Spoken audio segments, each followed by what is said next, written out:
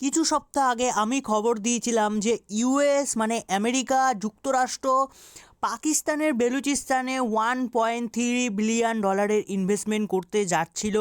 কিন্তু এখন একটা বড় খবর বেরিয়ে এসছে, যেহেতু বেলুচিস্তান লিবারেশন আর্মি পাকিস্তানের 9খানা শহরে অ্যাটাক করে সেখানে শহর থেকে প্রায় অনেক সেনাবাহিনীকে কিডন্যাপ করেছে এবং মেরে ফেলেছে পাকিস্তানের।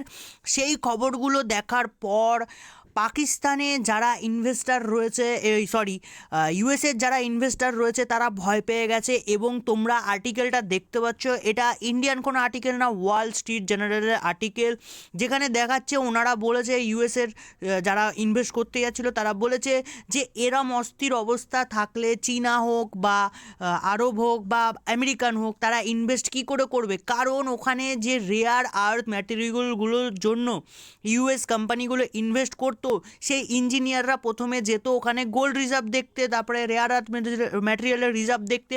কিন্তু এইভাবে যদি অ্যাটাক হতে থাকে তো বিদেশি নাগরিকের সুরক্ষা কারা দেবে? এই নিয়ে কিন্তু পাকিস্তানকে কোশ্চেন করছে শুধু ইউএস না, চায়নারও বড় ইনভেস্টমেন্ট রয়েছে। তোমরা জানো চায়নার থেকে শুরু করে সাউদি থেকে শুরু করে প্রচুর ইনভেস্টমেন্ট রয়েছে বেলুচিস্তানে।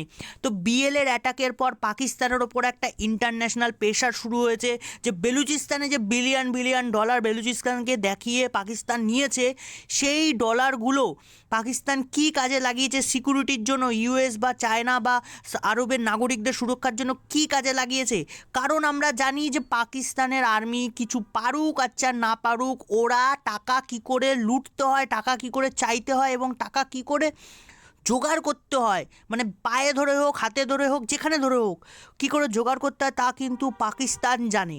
এখানে এখন সবথেকে বড় কোশ্চেন মার্ক হয়ে দাঁড়িয়েছে ইউএস কিন্তু এই ইনভেস্টমেন্টটা নিয়ে ভাবা স্টার্ট করে দিয়েছে যে যদি কোনো ইঞ্জিনিয়াররা আসে পাকিস্তানে বেলুচিস্তানে ওই জায়গাগুলো এক্সপ্লোর করার জন্য, রেয়ার আর্থ ম্যাটেরিয়াল কত পরিমাণে রয়েছে সেখানে পাকিস্তান আর্মি কত সিকিউরিটি দেবে? এরম তো হাজার হাজার ইনভেস্টাররা আসবে এবং হাজার হাজার কর্মীরা আসবে যখন কাজ করতে, তখন সিকিউরিটি কাদের দেবে? এতে তো কাজ নষ্ট হয়ে যাবে। এটা আমি বলছি না, এটা ওয়াল স্ট্রিট জার্নালে বলা হয়েছে যে তাদের সিকিউরিটি কে দেবে? পাকিস্তান আর্মি তো নিজেদের লোককেই সিকিউরিটি দিতে পারছে না, তো বিদেশি নাগরিকদের কী সিকিউরিটি দেবে? এই নিয়ে কিন্তু এখন রাজ্য, ওদের যে দেশ রয়েছে তোলপাড় হয়ে যাচ্ছে। আরও আপডেটের জন্য চ্যানেলটাকে ফলো করে রাখো। ততক্ষণে জয় হিন্দ, বন্দে মাতারাম।